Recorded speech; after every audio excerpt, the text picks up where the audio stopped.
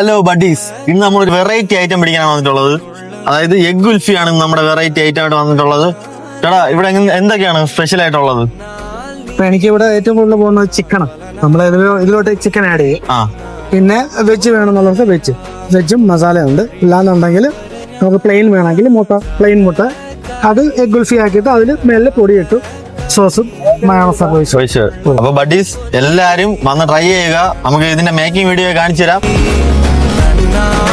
അടിപൊളിയായിട്ടാണ് make ചെയ്ത് വരുന്നത്. നമുക്ക് ഓട്ടോമാറ്റിക് ആയിട്ട് തന്നെ കുൽഫി അതുപോലെ അപ്പായിട്ട് വരും. നല്ല നല്ല ക്വാണ്ടിറ്റിയിലും ക്വാളിറ്റിയിലുമാണ് അവർ സെർവ് ചെയ്യുന്നത്.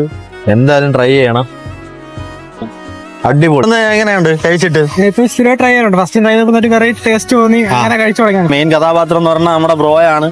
ബ്രോ രാവിലെ IT പോയിട്ട് വൈകുന്നേരങ്ങളിൽ ബ്രോയെ സഹായിക്കാനാണ് അച്ഛൻ വരുന്നത്. അതായത് ബ്രോയുടെ പഠിക്കാനുള്ള ചെലവിനൊക്കെ വേണ്ടിയാണ് ഇത് നടത്തുന്നത്. ബ്രോയെ സഹായിക്കാൻ വേണ്ടിയാണ് അച്ഛൻ വരുന്നത്.